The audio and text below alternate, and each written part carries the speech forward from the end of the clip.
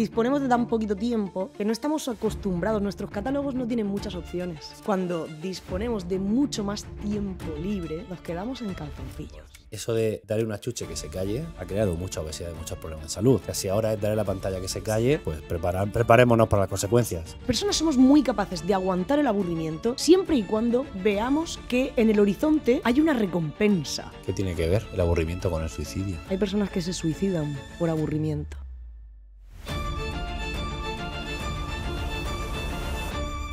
Lo que viene es sorprendente. Mira, hoy te traigo a una chica, José Ros, que es una investigadora brutal.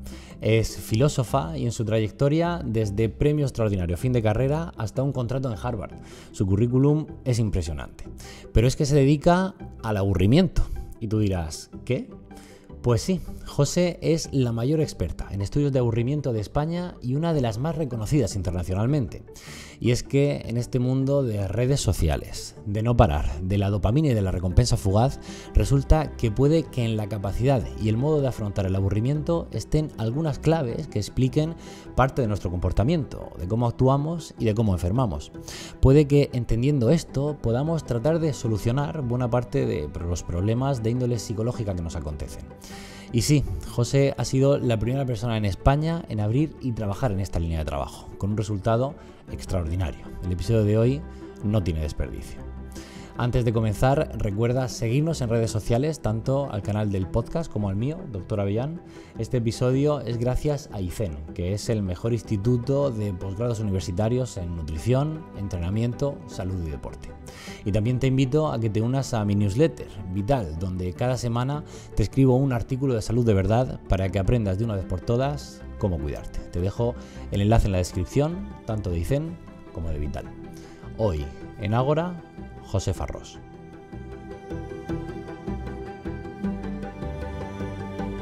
Bueno, José, encantado de tenerte por aquí. Encantada yo. Un placer. Un placer, ya veremos si espero que esta conversación no sea aburrida. Hombre, para mí seguro que no, porque hay pocas cosas que me guste más en esta vida que hablar del aburrimiento o de mí misma. Son mis dos temas estrella. Qué bueno. Así que no, yo no me voy a aburrir, los demás espero que tampoco. Yo creo que tampoco. Pero bueno, ¿quién es Josefa Ros y por qué te dedicas a algo tan peculiar, no sé, o particular como el aburrimiento? Me da mucha rabia que me pregunte la gente quién es Josefa Ros. Porque es verdad que yo tengo una filósofa dentro. Entonces, claro, esa pregunta siempre me lleva por derroteros que no, en barrizales, mejor dicho, en los que no me gusta meterme. Así que al final acabo siempre haciendo lo mismo, que es describirme a partir de mi profesión. Y no sé si todo lo que soy en mi profesión o soy algo más. Además te tengo que decir que me has pillado en una etapa de la vida, estoy muy perdida. ¿Y quién no? ¿Y quién no? Estoy muy, muy, muy perdida, laboral, personalmente, en muchos sentidos, que me da gusto porque es la sensación de, oye, ¿qué vendrá mañana? Pues ni idea, no te aburres, pero al mismo tiempo se echa en falta un poco de estabilidad. ¿Quién soy? Pues mira, una persona que intenta pasar por la vida dejando aquello que toca mejor que estaba, sin fastidiar demasiado a los demás, sin decirle a la gente lo que tiene que hacer. Intento mejorar un poquito el mundo en el que me ha tocado vivir, sin coartar la libertad de los demás, sin que los demás me tengan que decir, señora, suélteme el brazo. Eso soy yo. ¿Y cómo hago eso? Pues bueno, prestando un poquillo de atención a cuáles son los problemas que tenemos en nuestra sociedad, dónde puedo yo echar una mano. Eso sería yo. Y profesionalmente te dedicas al aburrimiento. Sí. ¿Desde qué punto de vista? Porque es un problema de nuestra sociedad, de muchas sociedades, pero bueno, el aburrimiento también es algo que hace sufrir a la gente. Y a mí lo que me gusta y lo que me llena es ver a la gente feliz. Así que no quiero que la gente se aburra, especialmente en las personas mayores. Es lo que yo trabajo, el tema aburrimiento en personas mayores. No es tanto por el hecho de la persona mayor en sí, sino que a mí lo que me interesa es cómo te hace sufrir el aburrimiento cuando vives institucionalizado. O sea, que esto se podría aplicar a cualquier tipo de persona que tiene que vivir en una institución siguiendo unas reglas muy claras siempre, una institución en la que hay procesos de estandarización, rutinización, protocolos de seguridad, una estancia muy larga en el hospital, por ejemplo, se puede considerar ya también pues, un tiempo en el que has estado institucionalizado y tienes que seguir ciertas reglas que al final, oye, pues coartan tu libertad hasta el punto de que puedes experimentar este aburrimiento. Entonces, a mí me interesa eso, el ver, oye, en una prisión, por ejemplo, ¿por qué se aburre la gente? ¿Cómo reacciona la gente al aburrimiento? ¿Cómo podemos flexibilizar un poco esos protocolos para que el aburrimiento no se convierta en algo que te está quitando calidad de vida? Eso es lo que yo me dedico a hacer. ¿Cómo podemos definir el aburrimiento y por qué surge? De 1000 millones de maneras. Yo creo que si hay algo en lo que nos peleamos constantemente los que trabajamos esto del aburrimiento, hace ya unas décadas que le pusimos una etiqueta a esto. Esto se llama Boredom Studies, estudios del aburrimiento. Bueno, pues como ahí estamos metidos, politólogos, sociólogos, filósofos, antropólogos, psiquiatras, psicólogos, cada uno tiene su definición. Hay quien le pone más el peso a la sociedad, hay quien le pone más el peso a los procesos neurofisiológicos que tienen lugar en tu cerebro. Yo he intentado hacer una definición un poco más multidisciplinar, ¿no? que coja un poquito de todo. Y para mí el aburrimiento es un estado de malestar, y ojo, que ese punto es muy importante. Es un estado de malestar, el aburrimiento duele siempre, ¿de acuerdo? Que experimentamos en el momento en el que no nos sentimos adecuadamente estimulados. Esto hace que el aburrimiento sea una cosa muy complicada, muy subjetiva, porque tu necesidad de estimulación no es la misma que la mía, pero es que además tu necesidad de estimulación no es la misma en distintas etapas de tu vida. Pero te digo más todavía, tu necesidad de estimulación no es la misma esta mañana que esta noche cuando estés en la cama antes de dormir. Así que se trata de eso, te encuentras en una situación, en un contexto, tratando de comprometerte con una actividad que no te estimula adecuadamente. ¿En qué se traduce esto? En que sientes que estás perdiendo el tiempo, sientes que estás invirtiendo mucha energía para estar comprometido con esa actividad o con esa situación, al mismo tiempo que sientes que no vas a recibir a cambio lo suficiente. Por ponerte un ejemplo, tú puedes empezar a sentir aburrimiento mientras estamos hablando en esta conversación en cualquier momento. ¿Eso qué significa? Significa, en primer lugar, que tus niveles de excitación cortical han caído en picado y te sientes mal, sientes dolor. En ese momento el aburrimiento... Por disconfort, ¿no? Sí, efectivamente. Sí, eso Sí. es algo que te sientes incómodo, sientes que no estás donde tendrías que estar. Ahí en ese momento lo único que está sucediendo es que tu cerebro te está diciendo: oye, ¿no crees que estás gastando demasiada energía con lo que gastamos ya, ¿no? Este cerebro, que es el órgano que más gasta de todo tu cuerpo? ¿No crees que estamos gastando mucha energía y a nosotros esto nos da lo mismo? ¿Qué ganamos? ¿Qué vamos a ganar nosotros de este gasto? Es un intercambio. Si ese intercambio no está a la altura, no se produce en equilibrio, surge el aburrimiento. Y ese aburrimiento lo que hace es justo mandarte la señal de: tienes que salir de aquí, tienes que introducir un cambio. Porque si no, el gasto energético y el valor percibido está en desequilibrio. Entonces, la función del aburrimiento es más ahorrar energía para no gastarla en lo que nos está pasando, o gastarla de otro modo, o encontrar algo que sea más rentable. No lo sé. Bueno, la función del aburrimiento es ahorrar energía en actividades, situaciones que para ti no tienen suficiente valor, que no son suficientemente significativas. El aburrimiento lo que no quiere es que tú malgastes tu tiempo, que es un bien muy escaso, limitado y además muy improbable, ¿no? Qué improbable es que tú estés aquí, que yo esté aquí, que se ha tenido que confabular en el universo para que estemos aquí ahora mismo. Entonces, el aburrimiento lo que te dice es: oye, no malgastes el tiempo, que no hay tanto. Ya otra cosa Y es... a lo largo de, no sé si decir, la historia o nuestra vida, ¿el aburrimiento ha sido percibido siempre como algo malo? Bueno, sí, pero es normal porque es algo que duele. Entonces, un dolor de muelas Sí, bueno, está se claro. percibe como algo malo, es algo que no es deseable. Nadie en su sano juicio dice: oye, pues a mí me apetece tanto que me duelan las muelas esta tarde. Ahora, ¿eso cumple una función? Pues sí. Si no fuese por ese dolor, es que no te darías cuenta de que algo está pasando. Oye, es que tienes una caries o es que tiene una función, ¿no? Pero obviamente es algo que uno no quiere. Uno no ansía vivir momentos de aburrimiento, igual que no ansías tener resaca o que te duela el estómago. Eso no tiene ningún sentido. Ahora bien, ¿tiene una función? Pues sí.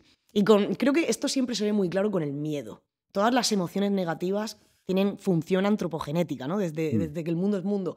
Con el miedo se ve muy claro. La función del miedo es que no te expongas demasiado, que no corras riesgos innecesarios.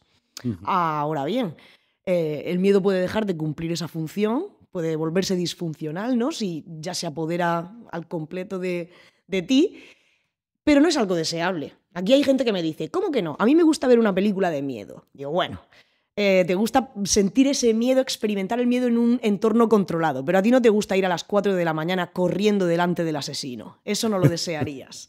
Entonces, por eso el aburrimiento se considera como algo negativo a lo largo de la historia, porque al final es algo que duele, es algo que no es deseable. Estoy de acuerdo.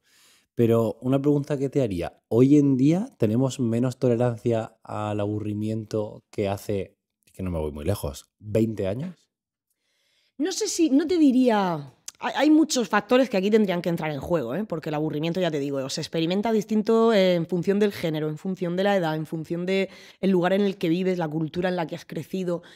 Aparte, también entran en juego, ¿no? Esos factores biológicos que determinan esa necesidad de estímulo, cuánto estímulo necesito para que esos niveles de excitación cortical estén suficientemente altos, ¿no? Y yo experimente bienestar, satisfacción.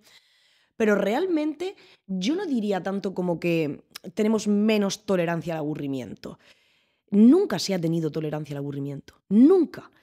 Platón estaba muerto de miedo por el hecho de resultar aburrido a los demás. Somos muy conscientes de que cuando estamos generando un entorno de aburrimiento, las personas se desinteresan, se desconectan. Si yo lo que estoy contando ahora mismo aburre, quien me escucha rápidamente va a desconectar. Antes de que te des cuenta, estás pensando en qué voy a comer luego, qué voy a cenar, qué haré este fin de semana. Ya has desconectado, te he perdido. Sí, estoy de acuerdo, pero si te fijas, o tú te acuerdas cuando tú ibas al colegio, tú tenías que atender y daba igual cómo te sintieras, porque era tu obligación. En cambio hoy, como que intentamos, no sé si entender o intentar entender también al alumno o al estudiante, no, es que le echamos muchas veces la culpa al profesor, es que ese profesor es malo porque aburre. ¿Hasta qué punto? O sea, ¿dónde está la razón? ¿Quién tiene la razón de estas dos corrientes de pensamiento? Pues es cierto que, por una parte, mantener esa disciplina, hacer entender a ese niño que tiene esa obligación de estudiar, es importante. Pero yo te digo que la mayor parte de la responsabilidad, y con esto mis colegas docentes nunca van a estar de acuerdo, y te diré por qué eso es un problema, pero una parte de la responsabilidad muy grande es tuya. Como docente, ¿te refieres? Como docente, sí. Evidentemente. Tu objetivo es que ese alumno adquiera los conocimientos, las competencias que tú quieres o que necesita adquirir en ese momento. Tú tienes que currártelo también. O sea, tienes que transmitirle esos conocimientos, tienes que formarle en esas competencias de una forma que ese receptor sea capaz de apreciar valor.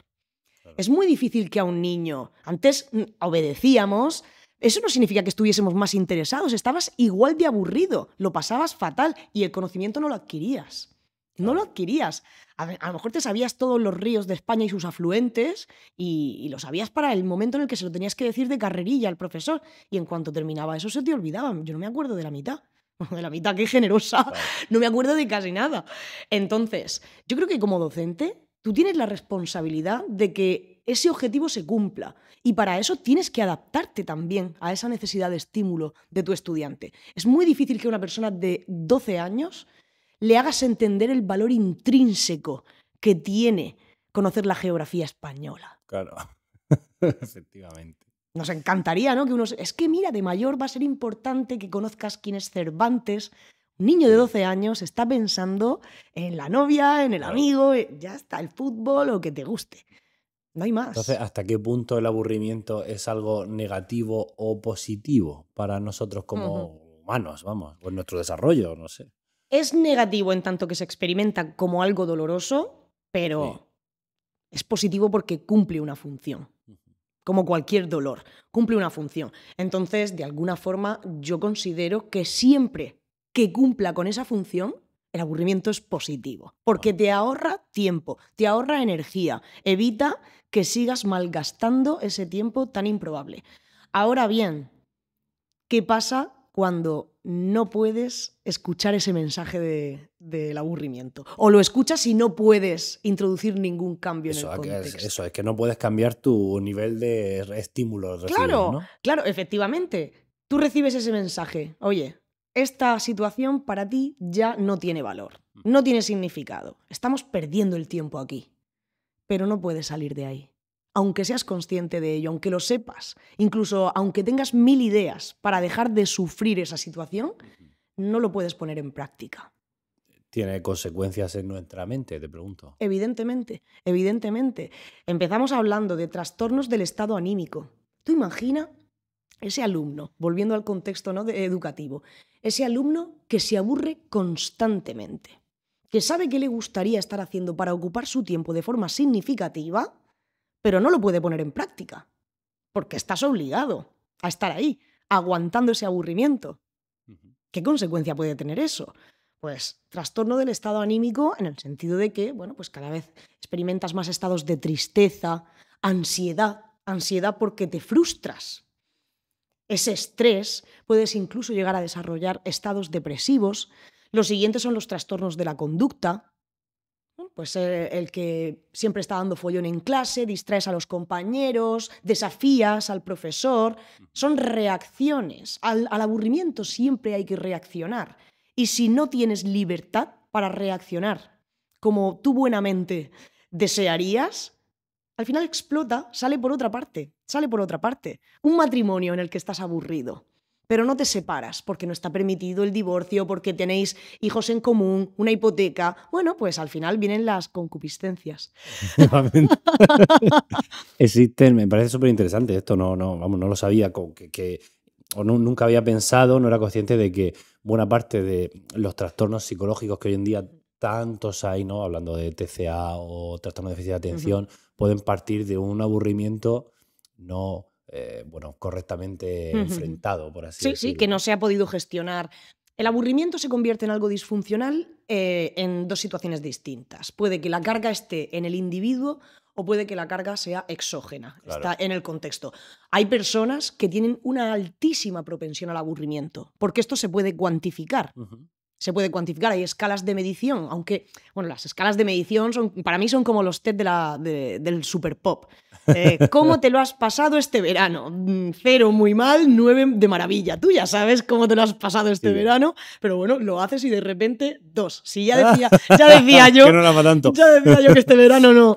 Entonces son un poco así. Tú ya, si eres una persona que tiene alta propensión al aburrimiento, lo sabes, pero esto se puede cuantificar y luego dentro de lo que es la clínica, oye, pues si haces algún tipo de intervención, puedes ver si ha mejorado o no ha mejorado. A mí no me gusta de lo que estoy aprendiendo ahora contigo, no me gusta porque yo siempre, en todo lo que me pasa en la vida, intento sacar el lado positivo o constructivo. Entonces, no me gusta darme cuenta de que depende de mi medio externo siempre, porque puede dar pie a no ser pues consciente y no actuar. Entonces, yo te preguntaría, ante una situación en la que tengamos que soportar una alta carga de aburrimiento, ¿existen cosas, acciones o actos que podamos hacer que mejoren nuestro, no sé decir, pronóstico o que disminuyan el riesgo de desarrollar trastornos de índole psicológica?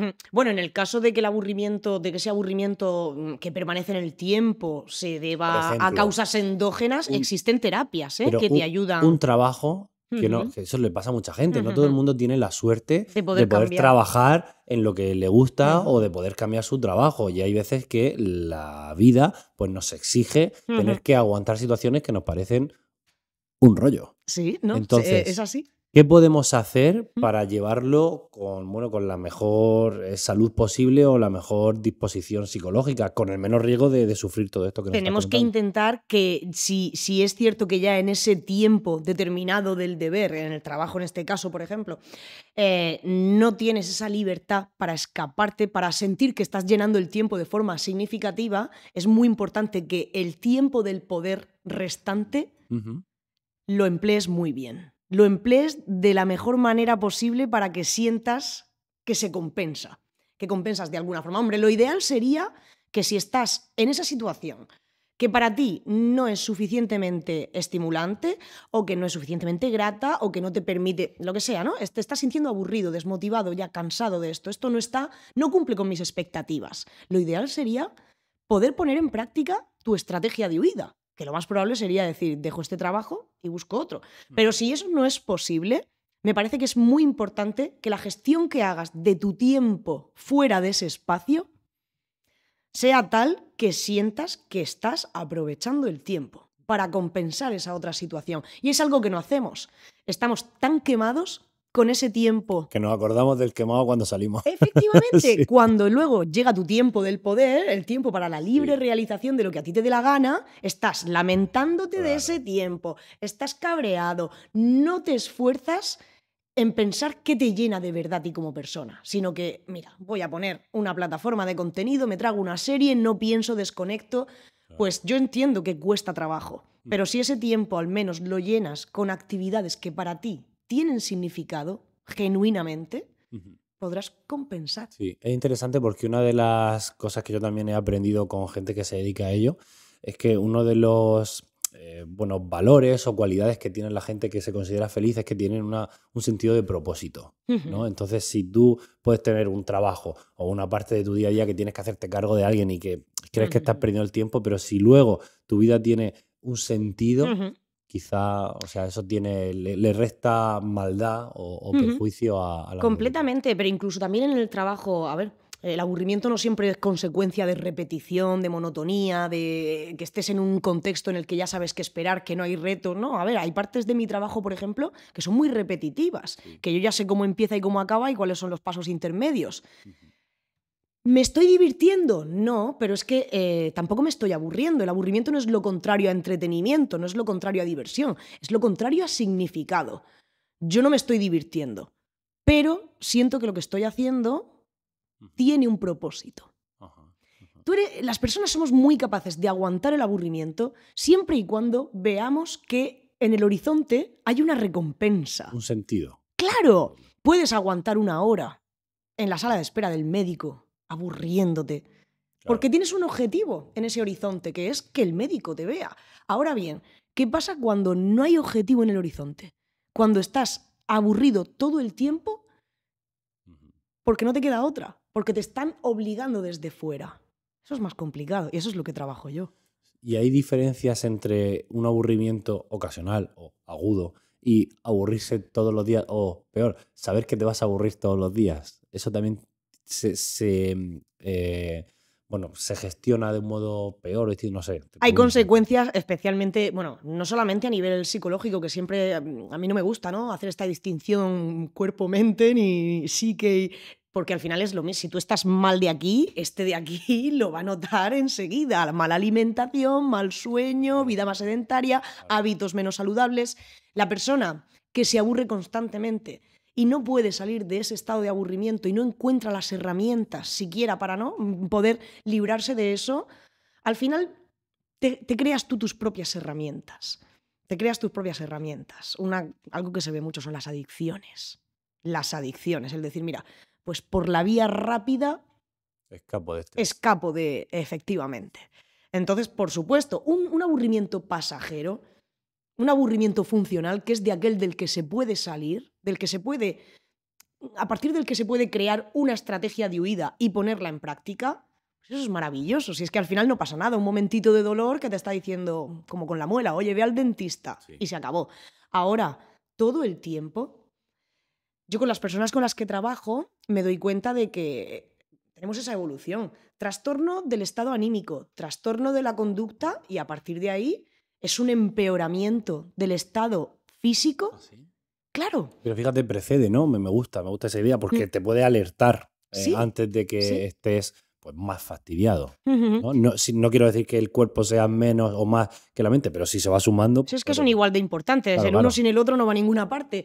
Sí se ve esto, una persona que está siempre aburrida, esos malos hábitos. Bueno, es que te voy a decir una cosa, hay un estudio que fue un estudio longitudinal que se hizo durante 2 décadas, en el cual se concluyó que las personas que se aburren constantemente mueren antes. Claro, porque una persona que se aburre constantemente y no sabe, no tiene herramientas, o aunque las tenga, no te está permitido, ¿no? Salir de ese aburrimiento. Al final es eso, vida más sedentaria, peor alimentación. Tienes unos patrones del sueño completamente alterados. No haces deporte, no te relacionas con otras personas, cada vez más ensimismado en ti mismo, delante del televisor en el sofá, y se te acorta la vida. Hay que ser un disfrutón. Sí, como sí, José, sí. Pero un disfrutón. Hay que ser como José.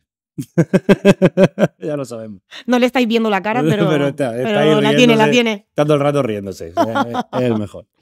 Y estoy todo el rato mientras estás hablando con una nube aquí que me está diciendo, ¿es posible que con esta pues, gran, no sé si decir, epidemia de déficit de atención que tenemos en redes sociales, el aburrimiento también se haya visto afectado? Es decir, nos aburrimos antes de cosas que a lo mejor nosotros mismos, no digo otra generación, nosotros mismos no nos aburríamos. Sí, que somos muy malos con eso, ¿eh? Enseguida decimos, es que los jóvenes hoy en día... Pues me pasa a mí, no son los jóvenes. No son, y lo dice y el padre está mucho peor, ¿no? Que sí, que a mí me cuesta. No, para nada.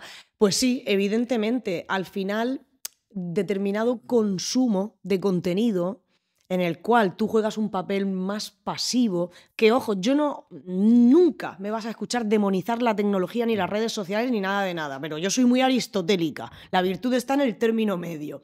Entonces, también soy muy consciente de que una persona en redes sociales no está en encefalograma plano, no estás con una X en los ojos y la lengua afuera. Tú estás emitiendo juicios de valor, te doy un like, esto me gusta, esto me lo guardo para después, pero es cierto que tu papel no es tan activo. Pasivo total. Es no total, pero es bastante pasivo. Eso hace también que, claro, tu nivel de atención acabes desconectando. Desconectas mucho antes. A veces me dicen, pero ¿y eso cómo es posible? Porque tú vas haciendo scroll y eso es infinito. Digo, es infinito de todo el tiempo lo mismo.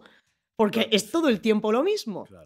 Claro, efectivamente. Entonces es normal que llega un momento en el que te desconectas de eso completamente. O sea, las redes sociales también nos aburren, ¿eh? También llega el momento en el que dices, ya no puedo más con esto. Sí, pero bueno, tienen ese componente adictivo que te aburren y sigues Y sigues, a mí sin embargo. me ha llegado a pasar, yo como creo contenido y estoy a veces, bueno, que accedo continuamente, a mí me ha llegado a pasar imagínate, estoy en Instagram, ya me aburro, lo quito, entonces veo una cosa que tenía que hacer con el móvil creando contenido, pasan 5 minutos y sin darme cuenta acabo de volver a abrir Instagram. Digo, si lo acabo de abrir. Digo, si no hay nada, si ya lo has visto todo, pero sigues estando ahí. Entonces yo creo es un poco adictivo porque es una píldora. Es una píldora que funciona muy bien. Funciona muy bien. En el momento en el que tú tienes ese espacio de tiempo en blanco y uno lo que evita en ese espacio de tiempo es ponerte a pensar. Porque pensar, si hay algo más doloroso que aburrirse, es pensar. Cuando uno se pone a pensar, pues no siempre piensas cosas positivas, sino que sueles hacer, bueno, pues hacer reevaluación de ti mismo, lo estoy haciendo bien, lo estoy haciendo mal, estoy comiendo bien, estoy durmiendo bien.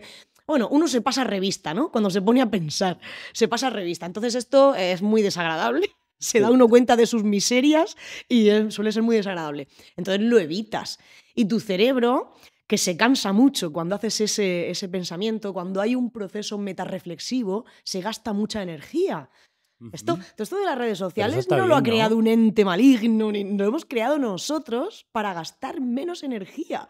Claro. Así que, bueno, tu cerebro se habitúa enseguida a que te tomes esa pastilla para que no le hagas trabajar tanto. ¿Y tú qué recomiendas? Se está autodestruyendo el cerebro. Es un poco así, por eso.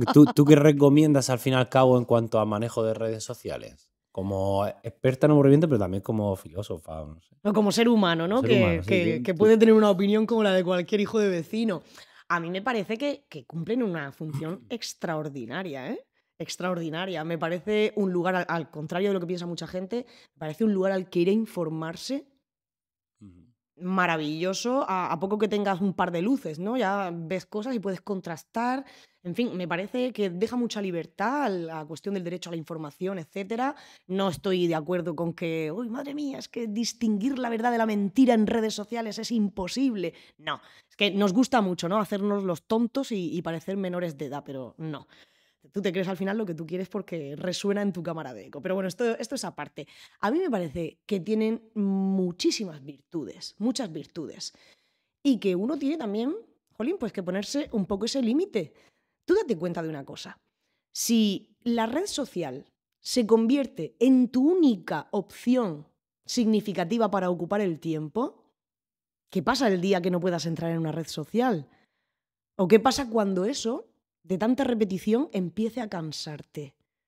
O sea, uno tiene que ser consciente de que tu catálogo de opciones para llenar el tiempo tiene que ser amplio. No se trata tampoco, aquí no se valora más la cantidad que la calidad, pero oye, tienes que tener algunas opciones.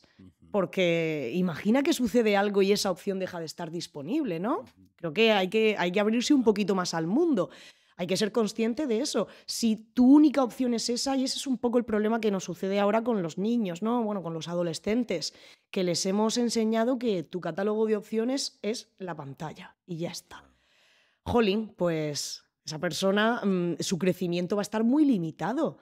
Nosotros teníamos, oye, sí que teníamos pantallas, teníamos nuestras consolas y demás, pero también Sí, pero tenías es verdad deporte, tenías... Sí, estoy de acuerdo. El mundo está ahí fuera y estamos hechos para funcionar en un ambiente físico y Sí. no artificial o en un ente abstracto como es este O sea, está Black bien, Mirror, está ¿no? bien un ratito. El espejo Es una negro. opción más, pero tenemos que educar en que es una opción más. Sí. No tiene por qué ser la opción por antonomasia. Tampoco es bueno estar todo el día haciendo deporte, ni estar todo el día leyendo, aunque esto me puede matar. Alguno que me escuche No, me pero dirá, estoy de acuerdo. no, leer es lo mejor que se puede hacer en el mundo, pero tú estás bien no de la 6 cabeza. horas al día. Claro, no. O sea, Efectivamente. tu catálogo tiene que enriquecerse. Es así. Y desde pequeño los padres tenemos, bueno, yo no soy madre, pero los padres, los adultos que tenemos relaciones con niños, tenemos la obligación de ayudarles a construir un catálogo enriquecido, con opciones que nosotros como adultos consideremos, oye, pues que están alineadas con nuestros valores, que consideramos que son saludables. Si el adulto no hace esto, no orienta al niño a construir, no le ayuda a construir este catálogo, el niño lo va a construir por sí solo. Luego no te quejes cuando una de esas opciones sea fumar porros. Sí. Claro. Vale, estoy de acuerdo. Entiendo el punto de guiar también en esto y me parece sensato.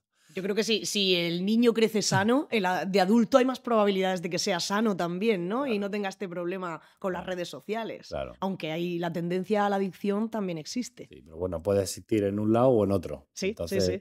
está bien también guiar en esto. Sí, yo creo que estamos cada vez más sensibilizados y los padres cada vez entienden más que no puedes estar con el recurso de la pantalla fácil con el niño en el coche todo el rato. Joder, el problema es que es muy cómodo también para el padre. Sí, pero que bueno, está en un cansado. momento puntual está muy bien, pero es que hay veces que a la mínima ya es darle la pantalla, ¿no? Y eso Ese es un poco el error, yo creo. Y no se trata antes, como... fíjate, y perdona que siga yo hablando, pero eso de darle una chuche que se calle Sí. ha creado mucha obesidad y muchos problemas de Claro. salud. O sea, si ahora es darle la pantalla que se calle, pues Pero es que preparémonos para las nada consecuencias. nos obliga, no tenemos por qué tener hijos. Ya hay mucha gente que tiene hijos. Si tú no te ves preparado, no crees que vas a tener tiempo, no estás dispuesto a sacrificar otras cosas, nadie te obliga a tener hijos, ¿no? Yo soy consciente de que hay un problema de natalidad en España, pero hay muchos niños que quieren ser adoptados también. O sea, es decir, no es un problema a nivel mundial. Entonces, oye, tú tienes que ser consciente de que eso te va a llevar unas responsabilidades y... Sí, a mí la verdad que eso me da mucho miedo, ya te digo. Hace años no éramos conscientes de lo que la comida basura para los niños, luego las consecuencias que podía tener, y ahora pues creo que es sensato también por lo menos tener mucho cuidado con esto de, bueno, pues exponerle demasiado a pantallas, porque... Bueno, es que todo tipo de problemas, desde la miopía hasta la obesidad, hasta trastornos de gestión. Es lógico. A ver, si es que sabemos que el camino fácil, pues siempre te evita, ¿no? El problema inmediato, pero es pan para hoy y hambre para mañana. Y hablando de niños ahí, o de niños y en comparación con las personas mayores, porque sé que tú trabajas con personas más mayores, institucionalizadas. Es que los incluso niños no me con presos. gustan. Ya. ¿Qué diferencias hay entre el aburrimiento o la percepción del aburrimiento en personas que tienen toda la vida por delante o aquellas que ya no? Pues son dos grupos etarios que se aburren bastante. Y tiene mucho que ver con esta metáfora que he utilizado de tener un catálogo de opciones con las que llenar tu tiempo. El niño se aburre con mucha facilidad porque ese catálogo lo tiene por llenar, porque el niño no se conoce. El niño, bueno, pues va probando, oye, pues ahora he probado karate, me interesa un par de meses, esa opción está en mi catálogo, pero a los 2 meses desaparece y ahora lo que quiero es probar fútbol y ahora lo que me apetece es pintar y ahora no quiero hacer nada. Entonces, el niño está ansioso por ir conociendo opciones y llenar ese catálogo, ir construyéndolo de acuerdo con sus intereses a medida que va madurando. Y ahí es donde yo digo siempre que la labor de los adultos que rodean a ese niño es esencial, ¿no? En estar un poco pendiente de a ver qué opciones estás... Que me está pareciendo que una de tus opciones es beber calimocho. Esto ya no se hace. Ahora ya no sé, eso se hacía en mi generación, ¿no? Cuando yo era pequeña porque no tenías tanto móvil. Entonces, oye, y ojo, es que el niño no te está diciendo conviértete tú en una opción de mi catálogo, entretenme todo el tiempo. No, lo que te está diciendo es, ¿tú qué controlas? Sí. ¿Qué más? ¿Qué más hay? ¿Qué más se puede hacer? ¿No? Abreve un poquito las opciones. Y esto no significa, claro, o sea, a veces me dicen esto de, no, es que los niños hay que dejarles que se aburran. No, esto no. Eso es otra historia. ¿Cómo que dejarle que se aburra? ¿A ti te gusta quedarte aburriéndote? No. Y si le dejas que se aburra y no le orientas, a saber qué sale de ahí. Te vacía los perfumes en el lavabo, le tira de la cola al gato. Bueno, puede pasarte todo. En el caso de los adultos mayores, la situación es completamente opuesta. Tienen catálogos de opciones con muy pocas opciones. ¿Por qué? Porque se conocen muy bien. Han vivido una vida muy larga, se conocen de sobra y saben realmente qué es lo que les llena, qué es lo que les motiva y cómo sienten que están aprovechando el tiempo. Entonces, a lo mejor una persona de 80 años tiene, me gusta ir a hacer la compra, cocinar, ver la telenovela por la tarde, antes de cenar dar un pequeño paseo y quizá por la noche pues leer un poco. Chimpón. El proceso de envejecimiento, aunque ahora nos encanta hablar de que las personas mayores están viviendo una nueva vida, que es el momento en el de llevar a cabo todos tus proyectos, esto es una mierda pinchada en un palo, con perdón. El proceso de envejecimiento va aparejado de un deterioro físico y cognitivo, en la mayoría de los casos. Estoy de acuerdo en que existen lo que se ha llamado superyayas o superyayos, personas que con 90 años pueden correr en una maratón. No es el caso habitual. ¿Qué sucede? En el momento en el que ese deterioro empieza a bloquear opciones de tu catálogo, una de tus opciones era leer, pero es que ya no puedes leer porque la vista está muy fastidiada y te duele la cabeza. Otra de tus opciones era caminar antes de la cena, ya, pero es que ahora estás en una silla de ruedas. Otra de tus opciones era ir a la compra, relacionarte con el barrio. Ya no puedes, estás en una residencia. Imagínate. Y las personas mayores no son como los niños, no tienen tanta ansia de introducir opciones nuevas en el catálogo. Nunca se puede generalizar, sí, pero les cuesta más probar una opción nueva, experimentar algo distinto. Una persona de 85 años le dices, ¿y por qué no intentas pintar? Y si esa opción no ha estado en su catálogo durante toda su biografía, bueno, las mujeres somos más hechas pa'lante, que se suele decir. Los hombres les cuesta más, pero es muy probable que te encuentres con la respuesta de, mira, a mí eso ni fu ni fa, yo eso no lo voy a hacer. Y ese es el problema. Te vas quedando con muy poquitas opciones, algunas empiezan a no estar disponibles, no tienes ese arrojo de introducir nuevas, aburrimiento. ¿Y qué se puede hacer con esas personas? Bueno, aquí hay que hablar de distintas cosas. Para mí, lo más importante es que como sociedad, quienes estamos alrededor de esas personas, intentemos facilitar que las opciones que quedan se puedan llevar a la práctica. Ajá. Está bien, estás en una residencia. ¿Eso significa que ya te lo tenemos que hacer todo? Si a ti te gustaba cocinar, obviamente, no vas a cocinar para 200 personas en una residencia, pero se te puede dar un pequeño bocado de esa tarea, ¿no? Vamos a dividir la tarea de hacer la comida en muchos pequeños bocados. ¿Hay alguno en el que tú puedas participar? Poner la mesa, pelar patatas, por ejemplo. Es un ejemplo solamente.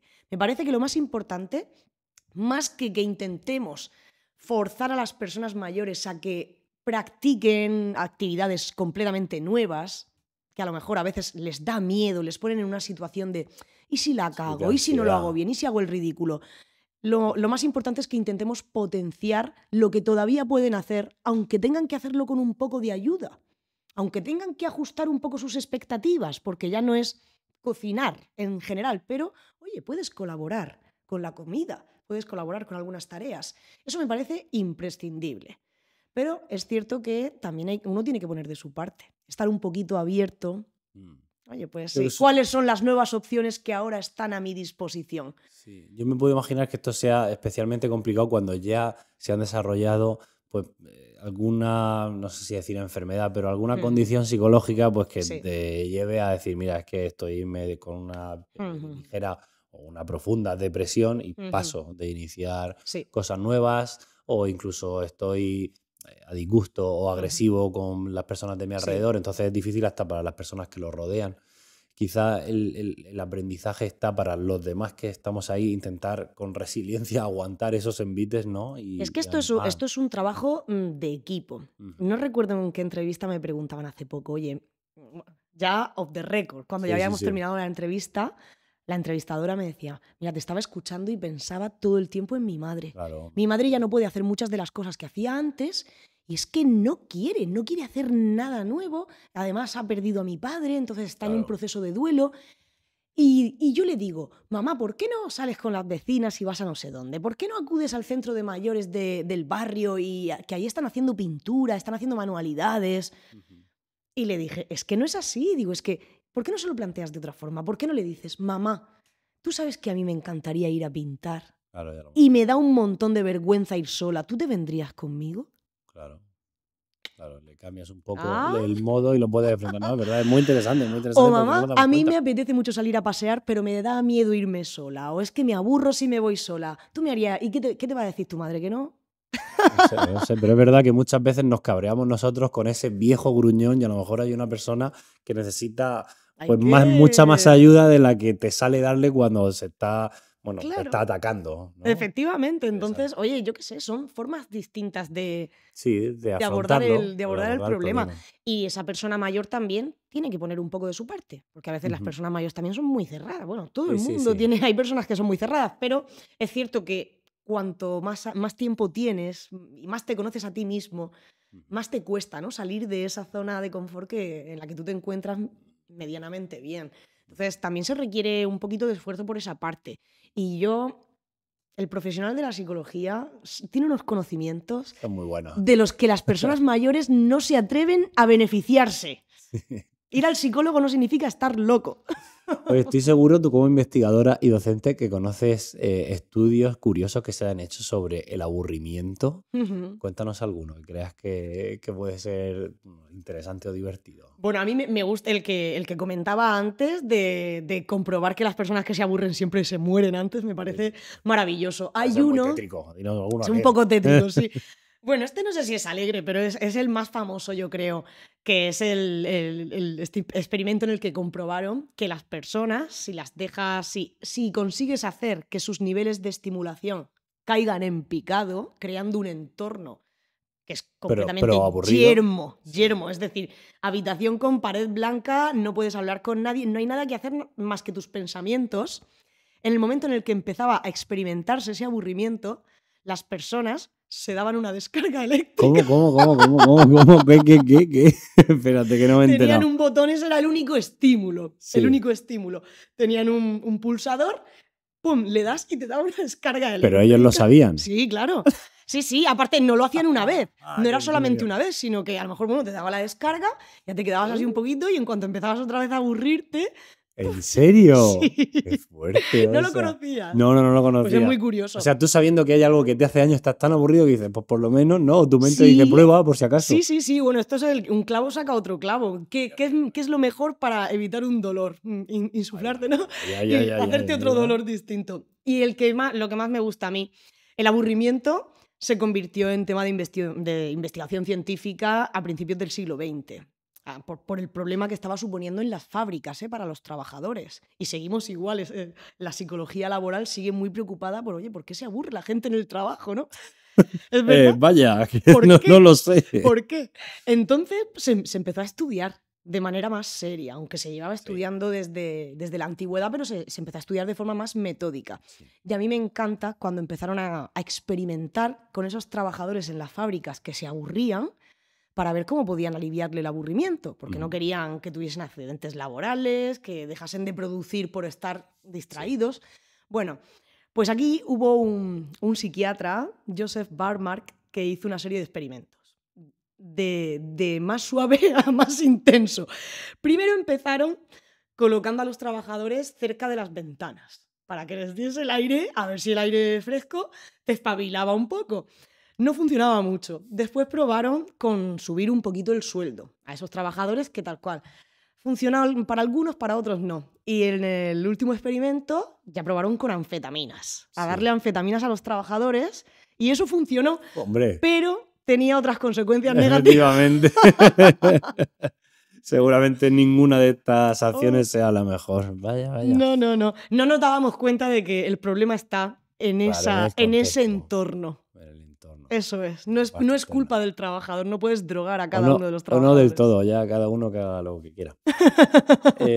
Oye, y a veces yo sí que he escuchado que los grandes genios son aquellos que encuentran como recurso ante un aburrimiento, pues no sé, pues, donde se le ocurren las grandes genialidades, ¿no? Ujú. ¿Eso tiene parte de verdad o no? Es decir, ¿nos agudiza el ingenio No. aburrirnos? No. No, lo que sí sucede es que las personas muy ingeniosas, los genios, hacen un mejor uso de su aburrimiento. Ah, Consiguen hacer genialidades de su aburrimiento. El común de los mortales, cuando nos estamos aburriendo, respondemos frente al aburrimiento siempre de la misma manera. Apenas salimos un poquillo de nuestra zona de confort.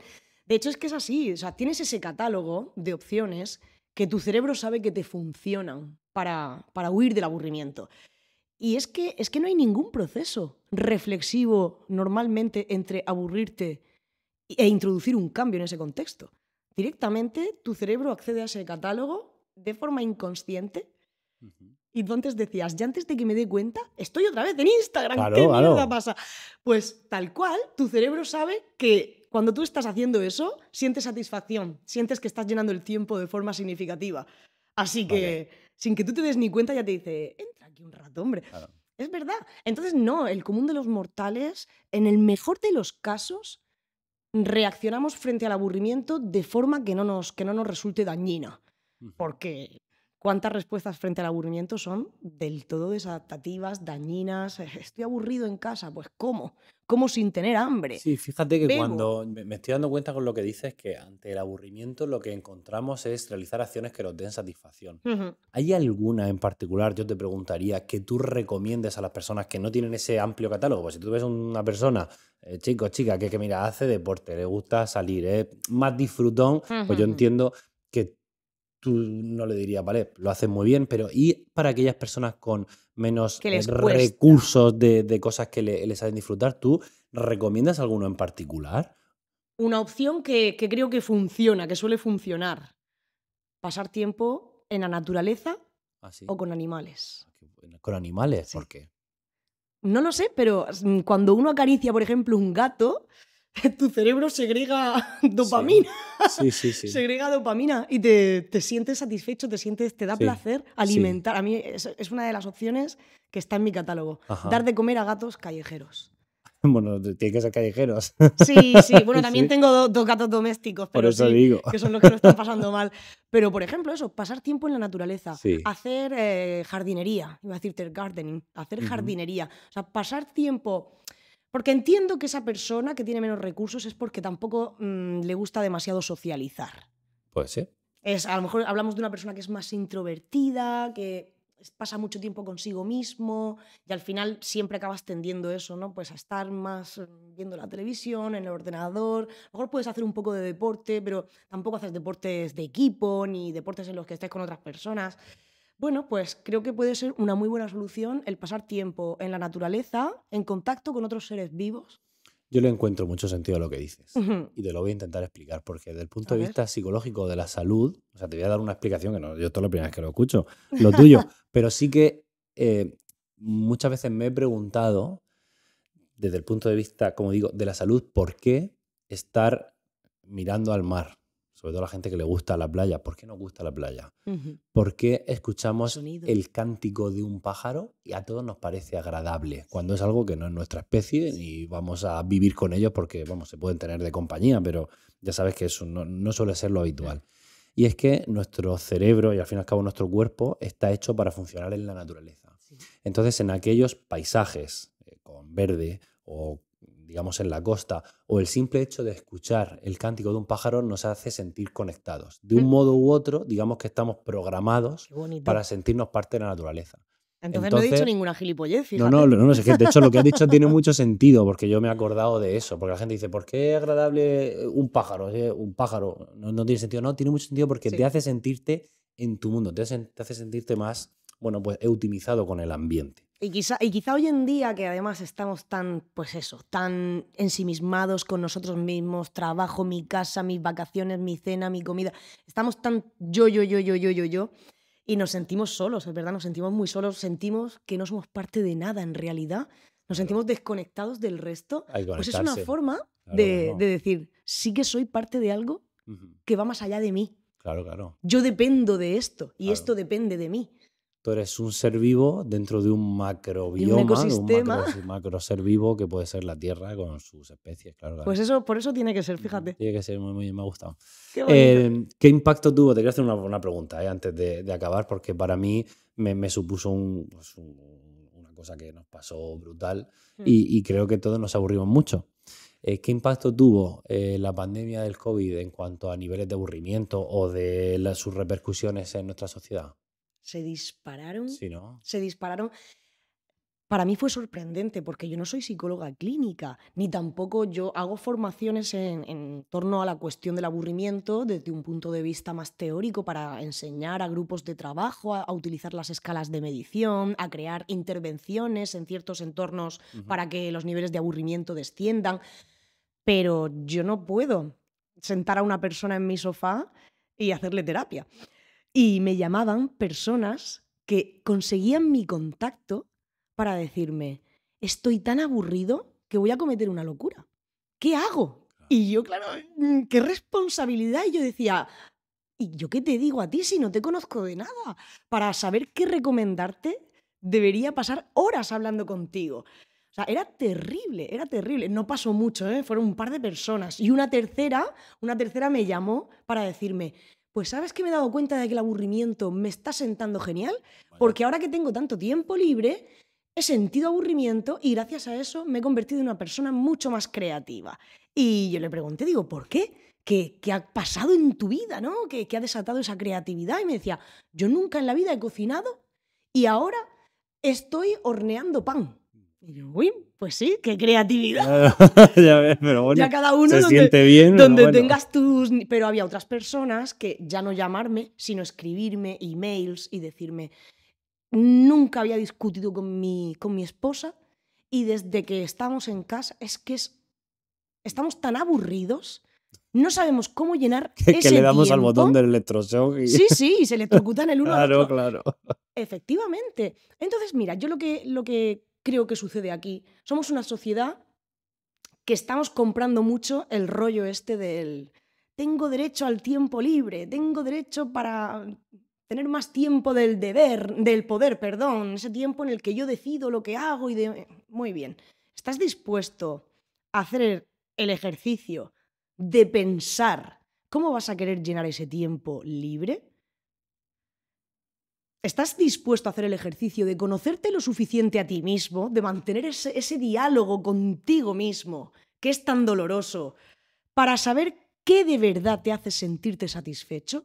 Porque si no, vas a reducir el tiempo del deber en favor del tiempo del poder y te vas a aburrir mucho. Y como no te conozcas lo suficiente a ti mismo, esas opciones de tu catálogo, que son de tu catálogo, del mío, del de José, del de tu vecino, del de todo el mundo, que son para un rato, te van a acabar fallando, que es lo que pasó durante el confinamiento. La primera semana, todo el mundo, por fin puedo ver la serie de Netflix del tirón todo el tiempo. A la semana siguiente era, no soporto ni una serie más. Voy de Instagram a Facebook, de Facebook otra vez al HBO, ya ni los videojuegos. O sea, la gente, esas píldoras... Se acaban, tienen Se corto acaban, a menos que tú te dediques a crear contenido y para ti tiene un significado especial. Pero cuando las consumes como mero pasatiempo, Sí, está claro. Llega un punto en el que ya no tienen significado para ti. Entonces... Yo empecé a crear contenido en la pandemia, ¿eh? O sea, yo me abrí el Instagram en la pandemia. ¡Qué bueno! Pues como has crecido, madre mía. Fue un modo, fue la excusa que tuve para encontrar un propósito. Pues yo estaba en otra ciudad, o sea, en otra ciudad que estaba viviendo fuera. A mí se me acabó, lo dejé con mi pareja entonces, en el hospital era criminal, era el infierno y estaba solo en otra ciudad, no se podía salir, yo me pegaba un tiro. Guau, pues esa es un poco la cuestión, ¿no? Lo que sucedió durante el confinamiento No digo la pandemia porque luego ya pues fueron 3 meses malos de verdad. Fue eso, que las escasas opciones que tenemos en nuestros catálogos actualmente, porque tampoco tenemos mucho tiempo que llenar, la mayor parte del tiempo es tiempo del deber y ya nos dicen lo que tenemos que hacer. La compra, limpiar la casa, atender al niño, ir al trabajar. Disponemos de tan poquito tiempo que no estamos acostumbrados. Nuestros catálogos no tienen muchas opciones. Sí. Con 4 cositas, mira, es que me da tiempo por la tarde. Voy al gimnasio, me paseo un poco, lo que sea, y luego veo una película y se acabó. Cuando disponemos de mucho más tiempo libre, nos quedamos en calzoncillos. Eso fue lo que nos pasó. Que nos quedamos en calzoncillos y todo el mundo decía, pero esto nos va a cambiar. Esto nos va a hacer darnos cuenta de que ocupar nuestro tiempo ayudando al prójimo es lo que nos llena de verdad. No. Fue muy poco tiempo.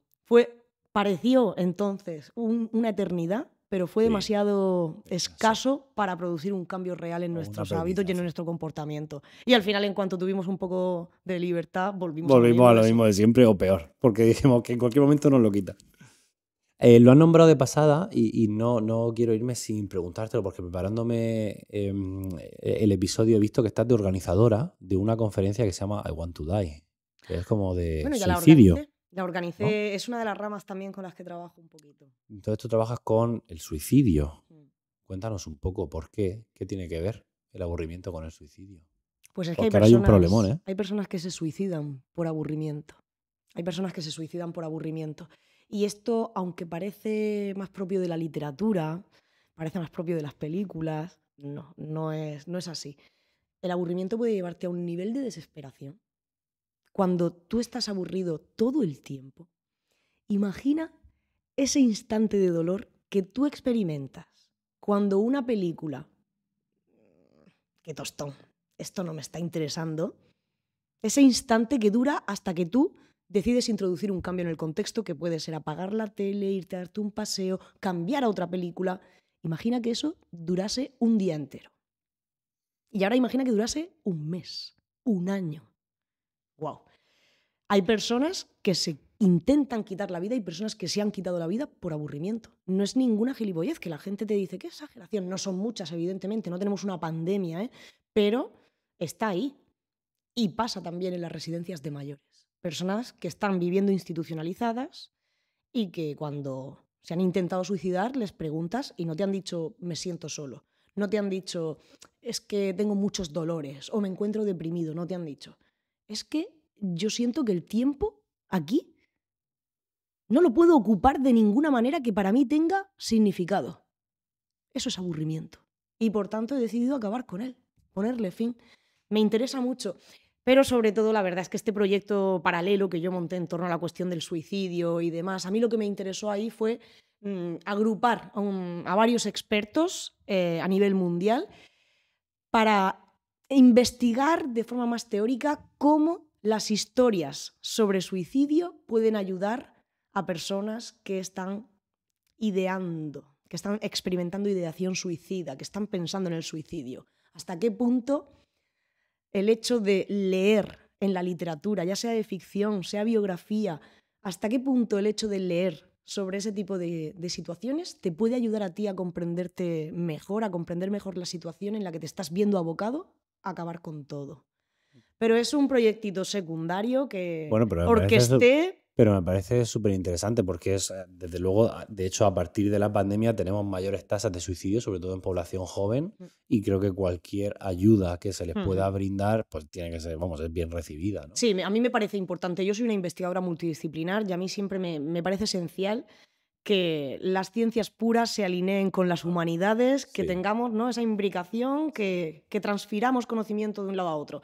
Y esto lo veo en todas partes. O sea, no podemos ir si no vamos de la mano. Sí, yo como médico clínico te diría y que se puedan aplicar, ¿no?, a las personas. Claro. A mí, mi campo de estudio real, lo del aburrimiento está genial, pero como tal son las humanidades médicas. Claro. Me parece esencial. O sea, al final, el investigador que se dedica a estudiar, por ejemplo, un fenómeno como el aburrimiento, solo desde la psiquiatría, se centra solo falta. en qué falla Claro. dentro del sujeto, cuando a lo mejor lo que está fallando no está en el sujeto, está en que tiene un trabajo horroroso, se acaba de separar, le están dando palos por todos lados, él tiene muchas ideas de cómo le gustaría llenar su tiempo, pero es que no tiene ese tiempo para llenar.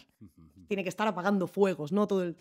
Entonces, oye, ahí está el sociólogo que entra y te dice, pero es que esta persona está viviendo con 600 euros al mes, pero... uy". Está jodida, de verdad. Vamos Claro. a ver entre los dos qué es lo que pasa aquí. Claro. Y con la cuestión del suicidio es igual. El suicidio ni todo es endógeno, ni todo es exógeno. Y eso es lo que a mí me interesa, ¿no? Ver, contrastar distintas historias que hablen tanto de suicidio, de personajes como Virginia Woolf, por ejemplo. ¿Qué parte hay de un personality trait, de una personalidad que tiende a la destrucción? ¿Y qué parte hay del contexto que le estaba abocando a que se destruyese? Me interesa mucho eso. Buenísimo, buenísimo. Nosotros antes de irnos le pedimos a los invitados que nos digan 3 cosas, ¿vale? Una reivindicación, un deseo no cumplido y una confesión nunca hecha. Lo puedes hacer en el orden que tú quieras. Pues lo de la confesión va a ser complicado porque yo que tengo Tú que lo dices una todo, chancla por tú boca, que lo yo lo dices todo, suelto. puedes decir una que hayas dicho poco. Lo Da igual. suelto todo. Entonces, la primera era una No, reivindicación. como tú quieras, o la confesión, Ah, si quieres. Bueno, una reivindicación. Sí. Es a los políticos. Bien. Dejad de tratarnos como si fuéramos niños. Dejad de tratarnos como si fuéramos niños. Por favor. No lo somos. Total. Tratarnos como adultos. Esa es la reivindicación. Luego, Un deseo no cumplido Un y una, deseo y una no confusión, y una cumplido. confesión. muy bien, tengo tantos deseos no cumplidos. Querría haber hecho tantas cosas. Madre mía. Bueno. No lo he cumplido todavía, pero yo tengo la esperanza de cumplirlo en algún momento. ¿Ok? Yo tengo el deseo de hacer alguna colaboración con Iker Jiménez. Iker, Muy bueno. caso? Iker, ya Por sabes, favor. es buenísima. Es buenísima. tengo, no sé por dónde podrían ir los derroteros, Es pero muy fácil. es un tipo Lo podemos intentar. que me muy fácil. encanta, le sigo desde hace muchísimos años, me parece un tío muy auténtico, que va a calzón quitado y dice lo que piensa. Total. En ese aspecto me has parecido también súper auténtico. Pues yo, de momento, soy más políticamente correcto. Pero Bueno, y él también, jolín. A mí me gusta. Ahí Yo, lo yo también dejo. me fijo en él, en efectivamente que ha conseguido Sí, tener un altavoz muy grande diciendo lo que piensa en cada diciendo lo que momento. piensa. Yo también, pero es que es verdad que tengo, como hablo de salud, muy fácil, vamos, y tengo que, pues como te hemos comentado, el otro día hice una reacción en un podcast y la he publicado porque creo que aporto. Pero de momento no me meto en En la que te temas... están... Claro, sí. De momento no me meto en temas más allá de la salud, que es lo que yo a lo que me dedico. Pues aún así, vamos. Si me se te metiera, nota si me la metiera en otro, autenticidad, claro, si me la metiera en otro sí autenticidad. que... Y una confesión. Bueno, hay algo que yo creo que es un poco tonta. Yo creo que tendría que ser algo un poco más picante, ¿no? Tiene que ser algo. Puede ser lo que quiera. Aquí nos han dicho de todo. Aquí hemos Tiene tenido que ser- censurar. ¿Ah, sí? Sí. Vale, bueno, madre mía, es que tengo... Voy a hacer una que la he hecho poco y no me avergüenzo, pero tengo que pensar sobre ello. Bebo por encima de mis posibilidades. Bueno, de tus posibilidades para estar Esto en no es óptima ni salud. café, ni agua. Eso ni es nada. agua. Eso. Poco a poco. Lo primero es ser consciente. Sí, voy a mejorar. Muy bien. Sé que además ahora hay un movimiento muy bonito, me encanta, que dice el consumo de alcohol beneficioso para la salud es cero. Sí, no sé quién lo defiende. No eso, te no sé quién lo engañes, defiende. no te engañes, es cero. Yo no me voy a poner en esos niveles nunca, jamás. Pero es verdad, Hay una zona de gris guarda. es verdad que empiezo a tener la sensación, desde hace 15 años, empiezo a tener la sensación de que invierto un tiempo muy escaso, muy valioso y muy improbable en una actividad que no siento que tenga suficiente valor. La resaca. Efectivamente. Así que eso lo Porque quiero el otro... mejorar. Muy bien. Sí, Está muy si bien. alguien conoce a algún terapeuta... Qué va. Bueno, José, ha sido un placer, ¿eh? La verdad que aportas un montón de conocimiento muy, muy válido, sobre todo hoy en día cuando tenemos esta epidemia de déficit de atención y de, Jolín. Y va a ir a peor, ¿eh? Cada vez Claro. vamos a necesitar más estímulo y estímulos más extremos para que esos niveles de excitación estén Sí, altos. creo que tenemos una muy baja tolerancia a veces a pasarlo un poquito mal o a aburrirnos y es A quedarnos con nosotros mismos. Eso es, nos tenemos mucho miedo, ¿verdad? Sí. El odio a nosotros nos está matando. Pues todo un placer. Muchísimas placer gracias es por mío. venir. Y nosotros nos vemos en otros episodios.